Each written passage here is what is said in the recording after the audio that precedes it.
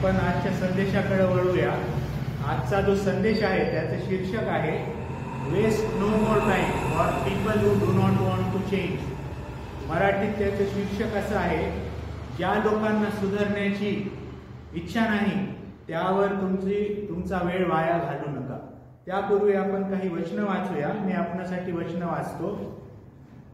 तीताला पत्र याचा 3रा अध्याय आणि 8 ते 11 हे वचन आपण वाचूया। मी आपणासाठी वाचतो आणि जेणेकरून जेव्हा आपण पुढं शास्त्रभाग वाचू संदेश ऐकू त्या तुम्हाला संदर्भ कळावा। तीताला पत्र 3रा अध्याय 8 ते 11 हे वचन मी आपणासाठी वाचतो। हे वचन विश्वसनीय आहे आणि तू या गोष्टीविषयी खात्रीने सांगत असावे अशी माझी इच्छा आहे, यासाठी की ज्यांनी देवावर विश्वास ठेवला आहे त्यांनी चांगली कामे आचरण्याचे मनावर घ्यावे। या गोष्टी मनुष्यास चांगल्यावर हितकारक आहे। मूर्खपणाचे वाद, वंशावळ्या, कलह व नियमशास्त्राविषयी भांडणे यापासून दूर राहा, कारण ती निरुपयोगी व व्यर्थ आहे। तट पाडणाऱ्या मनुष्याला एकदा दोनदा बोध धरून मग वर्च करा। असा मनुष्य बिघडला आहे आणि त्याने स्वतःचा दोष ठरविला असून तो पाप करीतो हे तुला ठाऊक आहे। यामध्ये सांगण्यात आलेलं आहे की जो तट करणारा मनुष्य आहे त्याला तुम्ही 1 किंवा 2दा सुधारण्याचा, त्याला समजवण्याचा प्रयत्न करा आणि त्यानंतरही त्यामध्ये जर सुधारणा होत नसेल तर आपण आपल्या रस्त्याला त्याला त्याच्या हालतीवर सोडून द्या, कारण तो दुष्ट व्यक्ती आहे आणि तो पाप करणारच त्यामध्ये दाखवलेला आहे। आपल्याला आजच्या संदेशामध्ये हे पाहायला भेटेल की आपण आपला वेळ फालतू लोकांवर, फालतू गोष्टींवर वाया घालवला नाही पाहिजे आणि आपली जे मनशांती आहे, पीस ऑफ माइंड आहे, ते इतरांच्या प्रॉब्लेम्समध्ये सामील होऊन आपला चांगुलपणा, आपलं जे पीस ऑफ माइंड आहे तो त्याला कॉम्प्रोमाइज करण्या योग्य नाही। आपण आणखी एक आजचं जे महत्त्वाचं शास्त्रभाग आजच्या संदेशाच्या संदर्भातला आहे तो आहे 2 तिमोथेयाला 2रं पत्र आणि 3रा अध्याय, पूर्ण 3रा अध्याय आपल्यासाठी महत्त्वाचं आहे। त्यामधले काही वचन जे आपल्याला महत्त्वाचे आहेत ते मी पुढे आपणास सांगेन, पण एकदा मी काय करतो 3रा अध्याय आपल्यासाठी वाचतो, जेणेकरून जसं आपण संदेशामध्ये पुढं चालू तसं तुम्हाला समजण्यास मदत होईल। पूर्ण शास्त्रभाग मी वाचतो। तिमोथेयाला 2रे पत्र 3रा अध्याय। शेवटच्या काळी कठीण दिवस येतील हे समजून घे, कारण मनुष्य स्वार्थी, धनलोभी, बडाईखोर, गर्विष्ठ, निंदक, आई बापास न मानणारी, कृतज्ञ, अपवित्र, ममताहीन, शांतता देशी, चहाड, असंयमी, क्रूर, चांगल्यावर प्रेम न करणारी, विश्वासघातकी, क्रूर, मदान, देवावर प्रेम न करिता विषयावर प्रेम करणारी, विषयावर म्हणजे वर्ल्डली थिंग्सवर, जागतिक गोष्टींवर प्रेम करणारी, सुभक्ताचे केवळ स्वरूप दाखवून स्वतःवर तिचा संस्कार नाही अशी ती होती, त्यांच्यापासूनही दूर राहा। काय सांगितलेले असे जे इथं सांगितलेले आहेत, कशा प्रकारच्या लोकांपासून दूर राहायला आपल्याला सांगितलेलं आहे। तर आपणही नंतर बायबल आपल्या घरी उघडून वाचा, तुम्हाला कळेल। 6वं वचन, जे लोक घरात हळूच शिरून पापांनी भरावलेल्या, नाना प्रकारच्या वासनांनी बहकलेल्या, सदा शिकवत असूनही सत्याच्या ज्ञानाला कधी न पाहणाऱ्या अशा भोळ्या स्त्रियांना वश करीतात, त्यापैकी हे आहेत। यात्रेस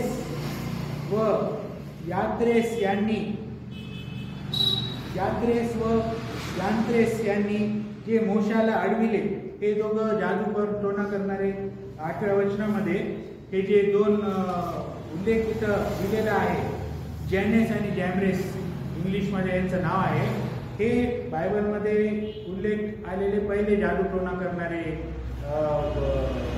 व्यक्ती आहेत आणि मोशेसोबत त्यांचा स्पर्धा लागली होती. स्पर्धा तर नाही म्हणता येणार, कॉन्टेस्ट लागली होती मोशेसोबत आणि ॲरन जो होता त्या दोघांसोबत. त्यांचा हा उल्लेख आहे. यात्रेस व यान्नेस यांनी जसं मोशेला अडविले तसे हेही त्याला सत्याला अडवितात. हे भ्रष्टबुद्धी बनलेले व विश्वासासंबंधी कसोटीस न उतरलेले असे आहेत. तरी हे अधिक सरसावणारे नाही, कारण जसे त्यांचे मूर्खपण उघड झाले तसे यांचेही सर्वांस उघड होईल. तू माझे शिक्षण, आचार, संकल्प, विश्वास, सहनशीलता, प्रीती ही ओळखून आहेस आणि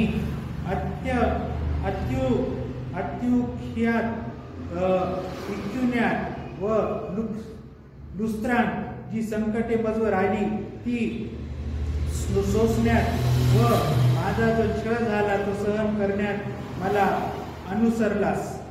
त्या सर्वातून प्रभूने मला सोडविले. जे ख्रिस्त येशूमध्ये सुभक्तीने आयुष्य घालवण्यास पाहतात त्या सर्वांचा छळ होईल आणि दुष्ट व गोंधू मनुष्य ही फसवणूक व स्वतः फसून दुष्टात अधिक सर सावतील. म्हणजे जे दुष्ट लोक आहेत जे इतरांना फसवतात त्यांना आणखी इतर लोक फसवतील आणि ते आपल्या पापामध्ये जास्तीत जास्त गुंतल्या जातील. आणि तू ज्या गोष्टी शिकवल्यास व ज्याविषयी तुझी खात्री झाली त्या धरून राहा. त्या कोणापासून शिकलास हे तुला पवित्र शास्त्रातील माहिती बालपणापासून आहे हे मला ठाऊक आहे. ते ख्रिस्त येशूमध्ये तुझ्या विश्वासनाद्वारे तारणासाठी मला ज्ञानी कराव्यास सामर्थ्य आहे. प्रत्येक ईश्वर प्रेरित शास्त्रलेख दोष दाखविणे, सुधारणूक, नीतिशिक्षण याकरिता उपयोगी आहे. त्यापासून देवभक्त पूर्ण होऊन प्रत्येक चांगला कामास सज्ज होतो. तर यामध्ये सगळं जे आपण शास्त्रभाग वाचला आहे त्यामध्ये आपल्याला सांगितलेलं आहे की शेवटच्या काळात लोक कसे राहतील आणि कशा लोकांपासून आपल्याला दूर राहावयाचं आहे. आणि ह्यापूर्वी जो आपण शास्त्रभाग वाचला तीताला दुसरे पत्र आणि त्यामधून 8 ते 11, 12 जे वचन आपण वाचले त्यामध्ये काय सांगितलेलं आहे की 1 किंवा 2दा तू कोणाला सुधारवण्याचा प्रयत्न कर आणि जर त्यांना सुधारण्याची स्वतःमध्ये बदलाव करण्याची इच्छा नसेल तर त्यांना त्यांचे हालवर सोडून तू पुढे निघून जा. कारण तुला परमेश्वराने खूप मोठे काम दिले आहे. तुझा वेळ फार अमोल आहे, आपला वेळ फार अमोल आहे. आपल्याला हे कळलं पाहिजे की आपण कुठं तो खर्च केला पाहिजे, कोणत्या गोष्टीमध्ये आपण त्याचा उपयोग केला पाहिजे, कशा गोष्टींमध्ये उपयोग केला पाहिजे, कोणत्या लोकांमध्ये उपयोग केला पाहिजे. तर हे आपल्याला जाणीव असली पाहिजे. आपण आज काय करू, पुढच्या संदेशाकडे वळू. तर आपण जे पावलाने तिथाला जे पत्र लिहिलं आहे त्या पत्रामध्ये पाऊल तिमोथेला सांगतो की जे लोक बदलण्यास इच्छुक नाही त्यांना त्यांच्या हालवर सोडून तू पुढे निघून जा. कारण अशा लोकांवर तू तुझा वेळ वाया घालशील. अशा लोकांवर तू वेळ वाया घालशील ज्यांना फक्त आजचीच म्हणजे सध्याच्याच वेळाची, सध्याच्याच टाईमची त्यांना विचार करतात, जे सध्याच्याच गोष्टींचा विचार करतात, आजचाच विचार करतात. अशा लोकांवर तू तुझा वेळ वाया घालू नको. कारण तू त्यांना सुधारण्याच्या नादात स्वतःचा वेळ वाया घालशील आणि जे खरंच सुधारण्याच्या इच्छुक आहेत तोपर्यंत तू पोचणार नाही, त्यांच्यापर्यंत तू पोचणार नाही. तर आपल्याला काय केलं पाहिजे, प्रयत्न केला पाहिजे, पण प्रयत्नाला पण काही मर्यादा ठेवली पाहिजे. आपण पाहतो काही लोक आपल्या आसपास असतील, देवाचे सेवक असतील किंवा आपणही असतो, आपण कोणाला सुधारण्याचा फार प्रयत्न करतो. आपल्याला माहीत आहे की ते लोक सुधारणार नाहीत. वर्षानुवर्ष, पिढ्यानपिढ्या आपण त्यांना सुधारण्याचा प्रयत्न करतो. परमेश्वरही त्यांना भरपूर आयुष्यामध्ये चान्सेस देतो, मौके देतो, असे मौके देतो की त्यांचे आयुष्य कायापालट होऊन जाऊ शकतो. पण ते लोक त्या मौक्याचा पण उपयोग करून घेत नाही. त्या चान्सला ते हाताळत नाही, चान्सला ग्रॅब करत नाही. अशा लोकांना आपणही एक मर्यादेमध्ये काही 2 ते 3 वेळेस, 1 ते 2 वेळेस, बायबलमध्ये तर सांगितलं आहे 1 ते 2 आकडा सांगितलेला आहे. तुमची इच्छा असल्यास 3 ते 4 वेळेस तुम्ही प्रयत्न करा. पण आपले वर्ष, आपला वेळ, आपले मनशांती त्यामध्ये इन्व्हेस्ट करून स्वतःला परेशान करून घेऊ नका. स्वतःला प्रॉब्लेममध्ये टाकून घेऊ नका. कारण ज्या लोकांना सुधारण्याची इच्छा नाही त्यांना तुम्ही जबरदस्ती करून सुधरू शकत नाही. मी आपले देवाचे खूप मोठे सेवक होऊन गेले. त्यांचं नाव आहे डेरेक प्रिन्स. आणि त्यांनी काय केलं, त्यांनी एक उदाहरण सांगितलं. हे डेरेक प्रिन्स जे आहेत ते फार मोठे देवाचे सेवक होऊन गेले. आणि त्यांनी जे एक उदाहरण त्यांच्या आयुष्यातलं सांगितलं की त्यांचे एक मित्र होते आणि ते ऑस्ट्रेलिया या देशामध्ये फार मोठे मिनिस्टर होते. आणि ते मिनिस्टर नंतर रिटायर झाले आणि ते फार यशस्वी असे मिनिस्टर होते. आणि त्यांच्या मागं जे समुदाय होता, फार मोठा असा समुदाय होता, जे आपण कॉंग्रिगेशन म्हणतो. तर त्या मिनिस्टरांच्या मागं फार मोठा असा समुदाय होता, जे त्यांचे फॉलोअर्स होते, जे त्यांचे शुभचिंतक होते आणि ते त्यांच्या नेहमी मागं चालायचे. असा खूप मोठा समुदाय कॉंग्रिगेशन त्यांचा होता. आणि त्या कॉंग्रिगेशनमध्ये त्यांची एक टीम होती. जे मिनिस्टर होते, त्या मिनिस्टरांचं नाव तर दिलेलं नाहीये, तर ते मिनिस्टर जे होते त्या मिनिस्टरची एक टीम होती. आणि त्या टीम समवेत ते काम करायचे. आणि त्या टीममध्ये भरपूर यंग असे पास्टर्स होते, जवान असे पास्टर्स होते, भरपूर पास्टर्स होते. तर एक दिवस काय झालं, जेव्हा हे मिनिस्टर रिटायर झाले तर त्यांनी आपल्या त्या पास्टर्सला आणि आपल्या टीमला सांगितलं की आपल्याकडे मानसशास्त्राचे, सायकोलॉजीचे आणि काउन्सिलिंग करण्याचे, काउन्सिलिंग म्हणजे समस्याचे मार्गदर्शन करणारे जे पुस्तकं असतात, ज्याच्यामधून गायडन्स घेऊन लोक आपल्याला सोल्युशन्स देतात, आपल्या प्रॉब्लेमचं सोल्युशन देतात. तर ते मिनिस्टर आपल्या टीमला काय म्हटले, आपल्याकडं जेवढे किती मानसशास्त्राचे पुस्तकं आहेत, काउन्सिलिंगचे पुस्तकं आहेत ते फेकून द्या. आपल्याकडे जेवढे असतील ते फेकून द्या. आणि ह्यापुढे आपण लोकांना जे मदत करणार आहोत, लोकांची जी काउन्सिलिंग करणार आहोत, ती फक्त बायबलमधून करणार आहोत, बायबलद्वारे करणार आहोत आणि बायबलमधूनच करणार आहोत. आणि त्यानंतर काय झालं, जेव्हा त्यांनी असं डिक्लेअर केलं की आपले सगळे पुस्तकं तुम्ही फेकून द्या आणि यापुढे आपण जेव्हा हे काउन्सिलिंग करू, जेव्हाही लोक आपले प्रॉब्लेम्स घेऊन आपल्याकडे येतील तर आपण त्यांची काउन्सिलिंग बायबलमधूनच करणार आहोत. त्यानंतर काय झालं, त्या मिनिस्टरांकडं एक कपल आलं, एक जोडपं आलं.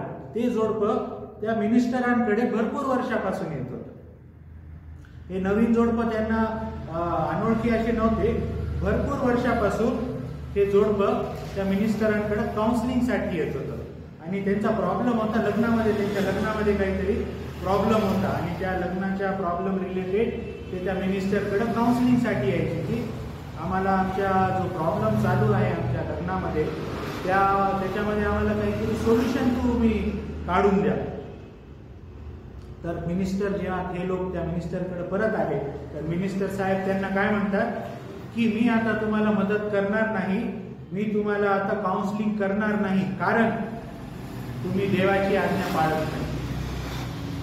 तर जेव्हा तुम्ही देवाची आज्ञा पाळायला सुरुवात कराल त्याच वेळेस मी तुमची मदत करणार. कारण हे बायबलमध्ये त्यांना पाहायला भेटलं की जे देवाची आज्ञा पाळत नाही, ज्यांना सुधारायची इच्छा नाही, त्यांना काउन्सिलिंग करणं आपल्या वेळेचा दुरुपयोग आहे, आपल्या टाईमचा दुरुपयोग आहे, आपल्या मनशांतीचा आपण भ्रष्ट आपली मनशांती आपण भ्रष्ट करून घ्यायला लागलो. आणि दुसरं म्हणजे जे म्हणतात ना की आपल्या पायावर कुऱ्हाडी मारून घेणं. तर ज्यांना सुधारायची इच्छा नाही, सुधारायची इच्छा नाही त्या लोकांना सुधारण्याचा प्रयत्नात आपण आपल्याच पायावर कुऱ्हाडी मारून घेतो. मिनिस्टर साहेब काय म्हणतात, तुम्ही देवाची आज्ञा पाळत नाही म्हणून मी तुम्हाला मदत करणार नाही. आणि तो त्या मिनिस्टर साहेब काय करतात, त्या ज्या पती असतात त्या जोडप्यामधले त्या पतीला म्हणतात की बायबल काय म्हणतं की तू तुझ्या पत्नीवर प्रेम कर, पण तू तुझ्या पत्नीवर प्रेम करतो का? नाही करत. आणि मिनिस्टर साहेब त्या बायकोला काय म्हणतात की तू तुझ्या पतीच्या सानिध्यात राहायला पाहिजे. You should be subject to your husband.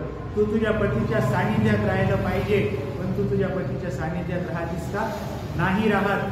तर तुम्ही काय करता, देवाच्या आज्ञेचा भंग करता. आणि जेव्हा तुम्ही देवाच्या आज्ञेचा भंग करता तर तुमच्यामध्ये सुधरून घेण्याची इच्छा नाही. आणि तुमच्यामध्ये जर इच्छा नाही तर मी माझा वेळ तुमच्या मागं वाया घालणार नाही. आणि ज्या दिवशी तुमची खरंच इच्छा होईल आणि जेव्हा तुम्ही देवाची आज्ञा पाळायला सुरुवात करा तर त्या दिवशी माझ्याकडे आहे आणि मी तुम्हाला सोल्युशन देईन बायबलमधून सांगत.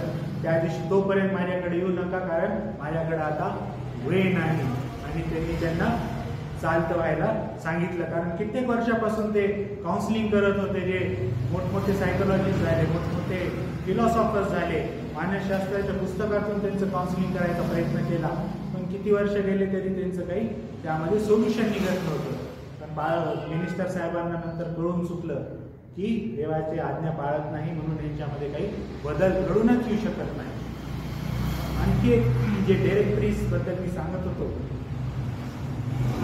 आणि त्यापूर्वी ते डेरेक प्रीस जे आहेत ते काय म्हणतात,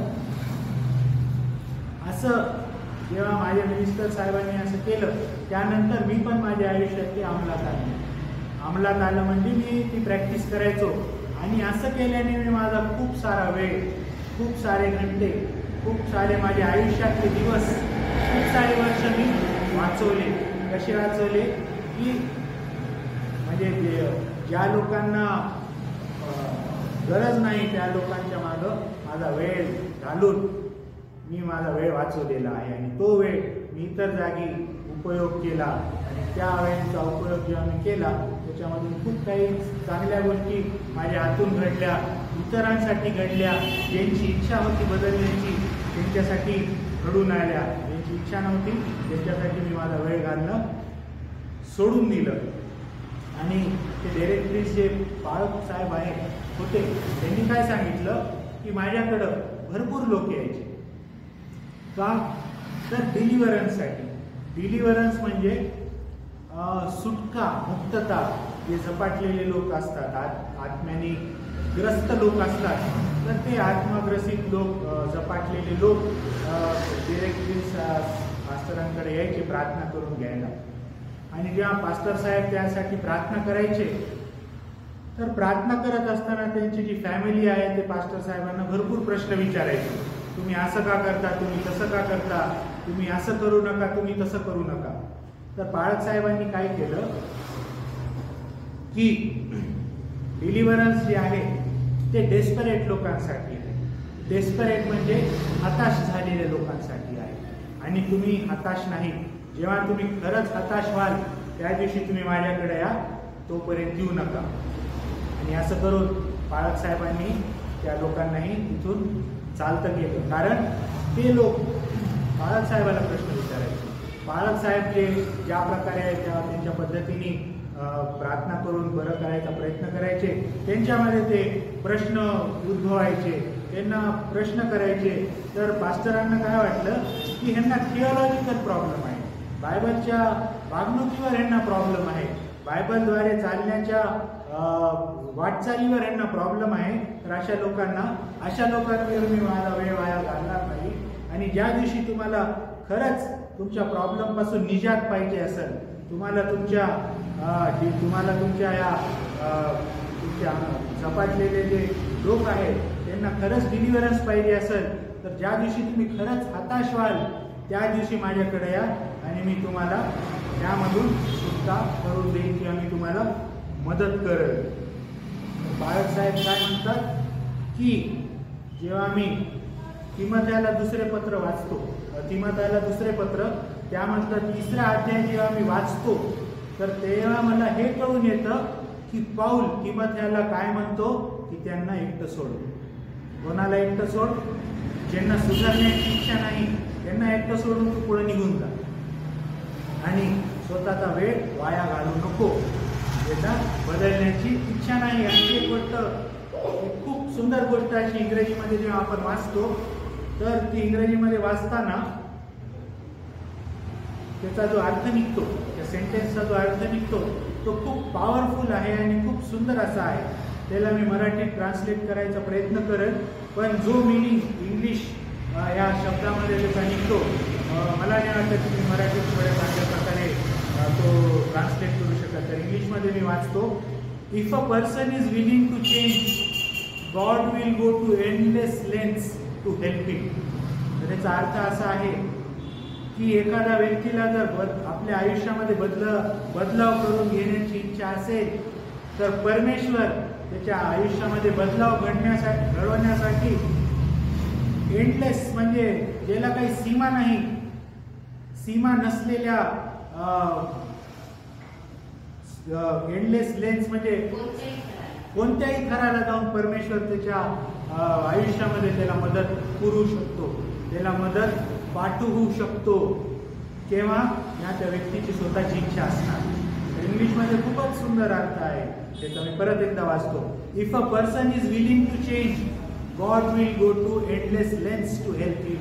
जर एका मनुष्याची इच्छा आहे स्वतःला बदल घडवण्याची, स्वतःमध्ये बदल घडवून आणायची, तर परमेश्वर कोणत्याही थराला जाऊन त्याच्यासाठी मदत त्याच्या आयुष्यामध्ये पाठवतो. फक्त इच्छा तुमची असली पाहिजे. आणि जर तुमची इच्छा नसेल तर परमेश्वराकडून काय सांगण्यात आलेलं आहे, त्यांना त्यांच्या हातीवर सोडून द्या आणि तुम्ही पुढं निघून जा. एक म्हण आहे की जर तुम्हाला पुढं गतीने जायचं असेल तर तुम्ही एकटे चाला. तर ते इथं लागू होत नाही, पण मला म्हणण्याचा अर्थ असा की जेव्हा तुम्ही अशा लोकांसाठी वेळ वाया घालवता आपल्या आयुष्यामध्ये, ज्यांना सुधारण्याची इच्छा नाही, तर ज्यांना सुधारायची इच्छा आहे त्या लोकांपर्यंत तुम्हाला पोहोचण्यास उशीर होऊन जाईल. आणि उशीर झाल्यास काय होईल? त्यांचा वेळ निघून जाईल, त्यांच्या आयुष्यामध्ये काही असं होऊन जाईल की त्यांची आशा संपून जाईल.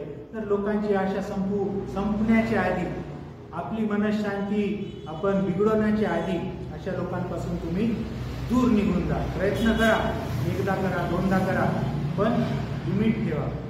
अनलिमिटेड तुम्ही प्रयत्न करूच नका, कारण परमेश्वरही मनुष्याला बदलण्यास त्याच्या आयुष्यामध्ये भरपूर संधी देतो.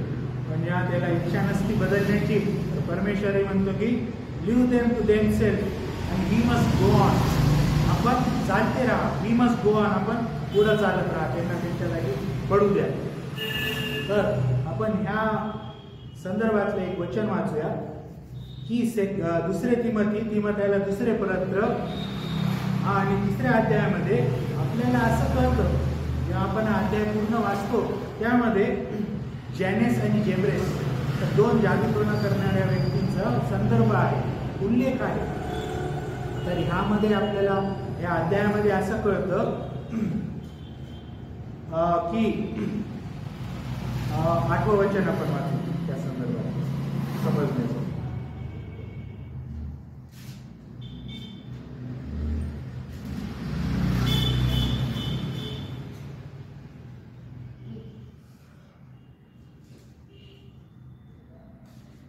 पत्र त्याचा 8वा अध्याय, 3रा अध्याय 8वं वचन.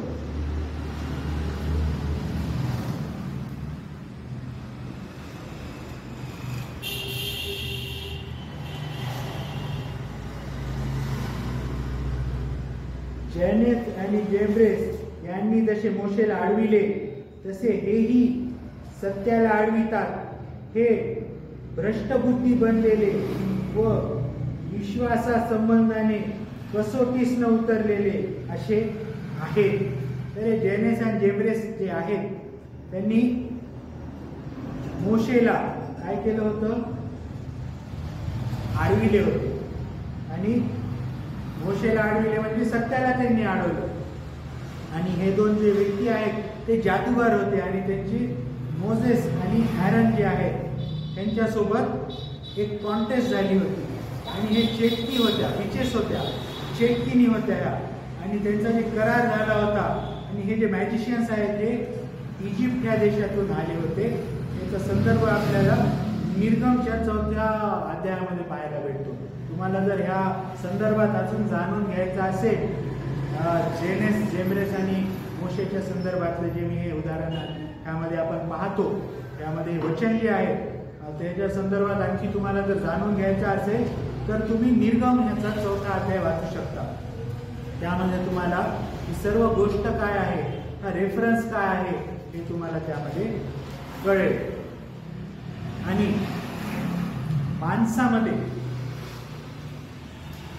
मनुष्य जो आहे त्याच्यामध्ये जो स्वभाव असतो, करप्शन करण्याचा स्वभाव, ते बारीक बारीक गोष्टी, दुसऱ्याला धोका देण्याचा स्वभाव आणि इतर वाईट गोष्टीमध्ये इन्फ्लुएन्स होण्याचा जो स्वभाव आहे तो कुठं एक डायरेक्शनमध्ये नेत जातो. आणि ते डायरेक्शन म्हणजे ऑकल्ट असं म्हणतात. ऑकल्टचा जो अर्थ आपण मराठीत म्हणजे जादूटोणा म्हणू शकतो, किंवा अनैसर्गिक गोष्टीचा उपयोग करून आपल्या आयुष्यामध्ये कोणत्या अशा वाईट सैतानी गोष्टीचा आपल्या आयुष्यामध्ये उपयोग करून घेणे किंवा त्या गोष्टीची मदत करून घेणे, त्याला ऑकल्ट असं इंग्लिशमध्ये म्हणतात. मराठीत त्याचा अर्थ असा की अनैसर्गिक, सैतानाच्या द्वारे प्रोव्हाइड केलेल्या गोष्टींचा आपल्या आयुष्यामध्ये उपयोग करून घेणे. त्यामुळे काय होतं, आपल्या आयुष्यामध्ये भ्रष्ट आपलं आयुष्य होऊन जातं आणि हे गोष्टी आपल्यावर हावी होऊन जातात. आणि जेव्हा ह्या गोष्टी आपल्यावर हावी होऊन जातात तर आपलं आयुष्य विसरून जातं. 13वं वचन आपण वाचूया. हे खूप महत्त्वाचं वचन आहे.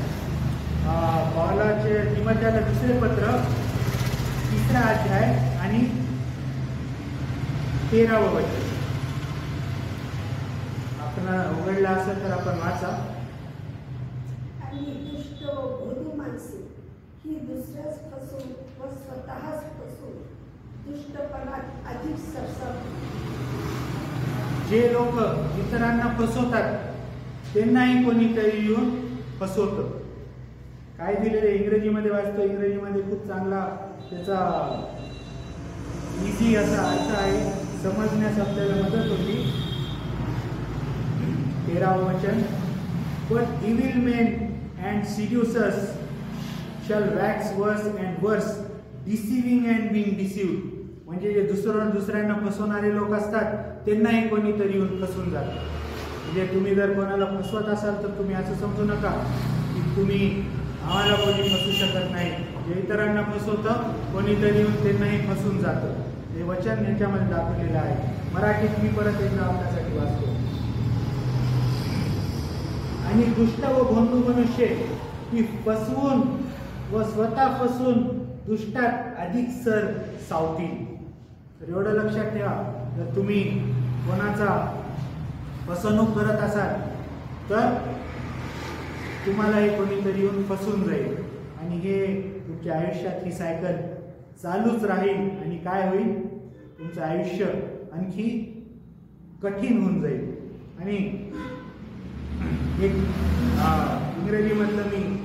इंग्रजीमध्ये हे वाचतो की इंग्रजीमध्ये मी जे वचन वाचलं 13वं वचन, तर त्यामध्ये एक देवाच्या सेवकांनी काय केलं, हिब्रूमध्ये याचा अर्थ सांगितलेला आहे.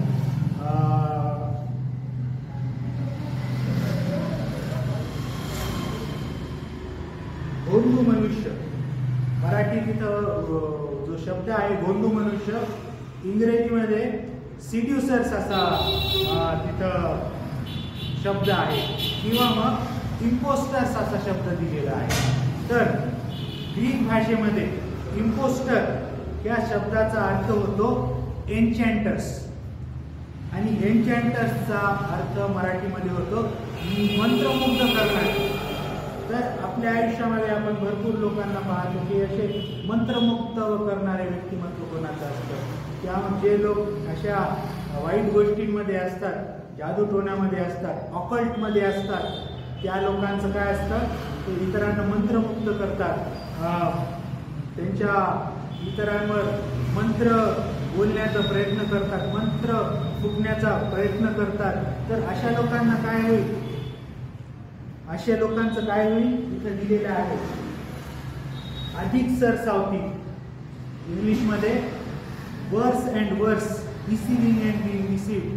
त्यांची जी परिस्थिती आहे फार वाईटापेक्षा वाईट होईल. म्हणजे ते वाईटापेक्षा अजून कोणता खराब जो शब्द असेल तशी त्यांची परिस्थिती होणार आहे. वर्स अँड वर्स, मराठीत तेवढं एकदम पक्का असा शब्द मला सापडत नाही आहे सांगण्यासाठी, तरी मी इथं सांगतो लिहिलेलं आहे.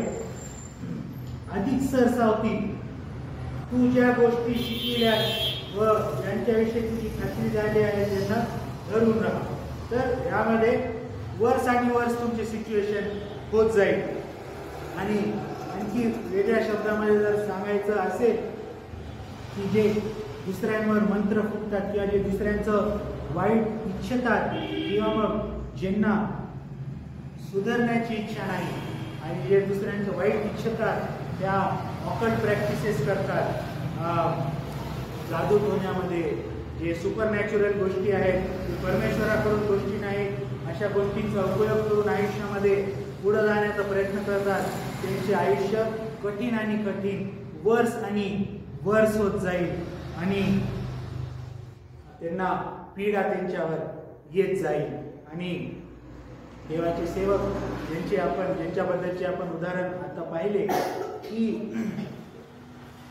डायरेक्ट्रेस ज्यांचं मी सांगितलं, त्यांचं असं म्हणणं आहे की एवढ्या वर्षाच्या सेवेमध्ये आणि त्यांनी जे बायबलचा अभ्यास केला, देवाची सेवा केली, जग फिरले आणि त्यामधून त्यांनी काय सांगितलं की आपल्या आयुष्यातले जे लांब लचक चालणारे प्रॉब्लेम्स आहेत, खूप पिढ्यानपिढ्या वर्षानुवर्ष चालणारे जे प्रॉब्लेम्स आहेत आणि ज्या प्रॉब्लेम्सचं सोल्युशन आपल्या चर्चमधूनही मिळत नाही, आपल्या आयुष्यामधूनही मिळत नाही किंवा घरामधूनही मिळत नाही, तर त्याच्या मागचं कारण म्हणजे जादूटोणा असू शकतो.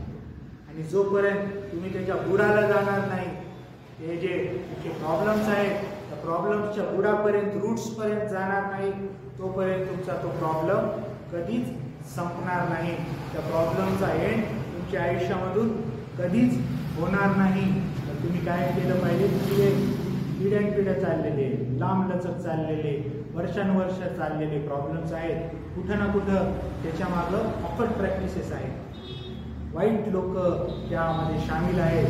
तर तुम्ही त्याच्या काय केलं पाहिजे, रूट्सपर्यंत गेलं पाहिजे, त्याच्या खोलापर्यंत गेलं पाहिजे. आणि जेव्हा तुम्ही खोलापर्यंत जाल तेव्हा तुम्ही त्याला ब्रेक करू शकाल, तेव्हा तुम्ही त्याला नायनाट करू शकाल, संपू शकाल आणि त्याचं जे वर्चस्व आहे ते तुम्ही संपू शकाल.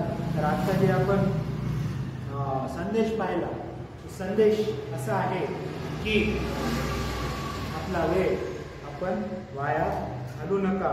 मी आणखी एकदा तुमच्यासाठी वचन वाचतो, तुम्हाला सर्वांना लक्षात आलं पाहिजे. तीताला पत्र 3रा अध्याय 10वं वचन. तीताला पत्र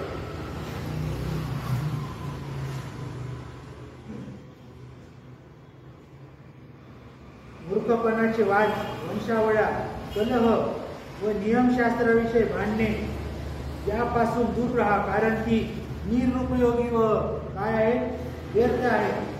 तट पाडणाऱ्या मनुष्याला 1-2दा बोध करून मग वर्ज करा. 1 किंवा 2दा तुम्ही त्याच्या आयुष्यामध्ये त्याच्यात बदलाव घडवण्याचा प्रयत्न करा. जर तुम्हाला कळून चुकलं की हा मनुष्य बदलत नाही, तुम्ही चालते व्हा. इथं पण दिलेलं आहे काय की परमेश्वर काय म्हणतो, if they want to stay the way they are, God परमेश्वरही त्यांना सोडून देतो आणि आपण चालते व्हायचं. आपण चालते होऊ ते आपल्याला आणखी आपल्या प्रवासामध्ये लोक भेटतील ज्यांना खरंच सुधारण्याची इच्छा आहे आणि आपल्याद्वारे त्यांच्या आयुष्यामध्ये कार्य होऊ शकतं, त्यांचं आयुष्य बदलण्यामध्ये. आणि या अशा आपल्याद्वारे असं कार्य होईल तर परमेश्वराचं गौरव त्याद्वारे आपल्याद्वारे इतरांच्या आयुष्यामध्ये आणि या संसारामध्ये होत राहील. आणखी एक वचन आपल्याला मी वाचू इच्छितो.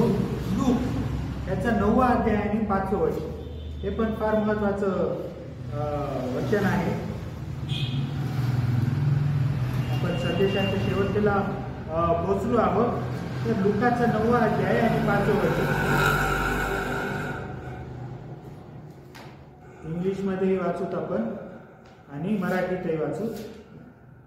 लूक 9 आणि 5. 9वा अध्याय 5वं वचन मी इंग्लिशमध्ये वाचतो. अँड हूसोएव्हर विल नॉट, हे येशू ख्रिस्ताने म्हटलेलं आहे. येशू ख्रिस्ताचे शब्द आहेत ते. And whosoever will not receive you where you go out of that city, shake off the very dust from your feet for a testimony against them. मराठीत हे वाचतो मी. येशू ख्रिस्ताचे शब्द आहेत. येशू ख्रिस्ताच्या मुखातून पडलेले शब्द आहेत. लूक 9वा अध्याय आणि 5वं वचन. जे कोणी तुमचा स्वीकार करीत नाहीत त्यांच्या विरुद्ध साक्ष व्हावी म्हणून तुम्ही त्या नगरातून निघते वेळेस आपल्या पायांची धूळ झाडून टाका. काय सांगितलेलं आहे? जिथं तुमची व्हॅल्यू होत नाही, जिथं तुम्हाला वेलकम केल्या जात नाही, तिथं तुम्ही थांबू नका. तिथून तुम्ही सरळ चालते व्हा. आणि जेव्हा तुम्ही चालते व्हाल तर तुमच्या पायाला लागलेली धूळ पण तिथं सोडून टाका. ती झटकून तुम्ही पुढे निघून जा. तर एवढं लक्षात ठेवा, आपल्याला आपली व्हॅल्यू कळली पाहिजे. आपल्याला कोणाला किती वेळ दिला पाहिजे, कोणाला कोणत्या गोष्टीसाठी आपला वेळ इन्व्हेस्ट केला पाहिजे, कोणत्या लोकांसाठी वेळ आपण आपला दिला पाहिजे हे आपल्याला कळलं पाहिजे. कारण परमेश्वराने पण लिमिट दिलेली आहे आपल्याला कोणाच्या आयुष्यामध्ये कार्य करण्यासाठी. आपल्याला आपली वेळ फार अमोल आहे, अमूल्य असा वेळ आहे. आणि आपल्याला कोणचा वयासाठी पूर्ण जग आहे, आपल्याला चालण्यासाठी पूर्ण जग आहे. एका व्यक्तीसाठी तुम्ही इतर 10 व्यक्तींचा हे करू नका, वेळ वाया घालवू नका. जर तुम्हाला वाटत असेल की व्यक्तीमध्ये काही बदल घडून येणार नाही तर तुम्ही चालते व्हा. मी काही 2 गोष्टी तुम्हाला वाचून दाखवतो आणि मराठीतही ट्रान्सलेट करण्याचा प्रयत्न करतो. Your life is too valuable, your calling is too great and our God too good to waste your time being distracted by things that do not matter. तुमचं जे आयुष्य आहे, आपलं जे आयुष्य आहे ते फार मौल्यवान आहे, खूप व्हॅल्युएबल आहे. आणि देवाकडून तुम्हाला जी हाक आलेली आहे ती फार मोठी हाक आहे. आणि त्याच्या हाकेला उत्तर न देणं, त्याच्या हाकेच्या दिशेनं न जाणं काय आहे? त्याच्या हाकेच्या दिशेला न जाता इतर डायरेक्शनला जाऊन इतर गोष्टींमध्ये आपला वेळ गुंतवून तुम्ही काय करत आहात? तुमचं आयुष्य खराब करत आहात. आणि अशा गोष्टींमध्ये आपला वेळ वाया घालू नका. या गोष्टींचा काही उपयोगच तुमच्या आयुष्यामध्ये नाही. तुमच्या लाईफमध्ये त्या गोष्टींचा उपयोग आजही नाही, उद्याही राहणार नाही. अशा गोष्टींमध्ये तुम्ही वेळ वाया घालून आपला वेळ खराब करू नका. जे गोष्टी महत्त्वाच्या आहेत त्या महत्त्वाच्या गोष्टीसाठी जगा, त्या महत्त्वाच्या गोष्टीसाठी इतरांना मदत करा, त्या महत्त्वाच्या गोष्टीसाठी पुढे मदतीसाठी वाटचाल करत राहा. भले तुम्हाला एकट्याला वाटचाल करावी लागेल तर एकटे तुम्ही वाटचाल करा. आणखी एक गोष्ट, ही म्हण आहे, बायबलमधली नाही, तर ही एक म्हण मला फार आवडली, ही पण वाचून दाखवतो. Never waste valuable time or mental peace of mind on the affairs of others that is too high a price to pay. म्हणजे तुमचा जो अमोल वेळ आहे आणि तुमची जी मनशांती आहे ते इतरांच्या प्रॉब्लेममध्ये, इतरांच्या लफड्यांमध्ये वाया घालू नका. ही तुमच्यासाठी, त्या लोकांसाठी पे करणारी फार मोठी अशी प्राईज आहे. तर तुम्ही आपल्या वेळेचं महत्त्व समजा. इतरांच्या लोकांच्या आयुष्यामध्ये झाकून, गोष्टींमध्ये झाकून आपला जो अमोल किमती वेळ आहे त्याला वाया घालू नका. त्याचे चिल्लरसारखा वापर करू नका. जो अमोल आपला वेळ आहे, जो अमोल आहे वेळ, त्याला अमोलच राहू द्या. आणि आशा करतो या संदेशामधून तुम्हाला काही शिकावयास भेटलं असेल आणि आशा करतो या संदेशामधून आपणामध्ये बदल घडेल. मी तर भरपूर वर्षापासून ही गोष्ट अंमलात आणण्याचा प्रयत्न करतो, या गोष्टीवर चालण्याचा प्रयत्न करतो की जे लोक ऐकत नाहीत त्यांना मी पण काही लिमिटपर्यंत सांगतो.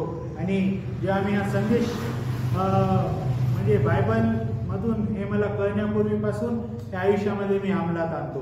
पण जेव्हा मी हा संदेश तयार करत होतो, आजच्या रविवारची तयारी करत होतो, तर मला हे जाणीव झाले की परमेश्वराने कशा प्रकारे माझ्या आयुष्यामध्ये हे ऑलरेडी मला ज्ञान दिलं, ऑलरेडी माझ्या मनामध्ये त्यांनी ती बुद्धी आणि चातुर्य मला दिलं की मी आयुष्य कसं जगावं. हे तर मला जेव्हा कळलं तेव्हा कळलं, पण हे कळण्यापूर्वीपासूनच परमेश्वराने माझं आयुष्य, माझी बुद्धी मला अशी समज दिली की व्यर्थ गोष्टींसाठी वेळ आपण घातला नाही पाहिजे, व्यर्थ लोकांसाठी वेळ आपला वेस्ट केला नाही पाहिजे. तर आशा करतो की आपणही आपल्या आयुष्यात हे गोष्टी अंमलात आणणार.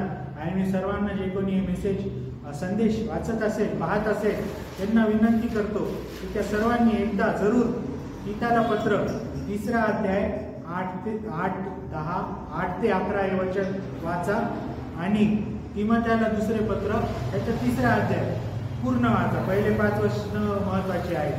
ते जेव्हा तुम्ही वाचाल तुम्हाला बायबलमधून कळेल की आपला वेळ किती अमूल्य आहे आणि कशा लोकांवर तो खर्च केला पाहिजे आणि कशासाठी खर्च केला पाहिजे. धन्यवाद. Praise the Lord.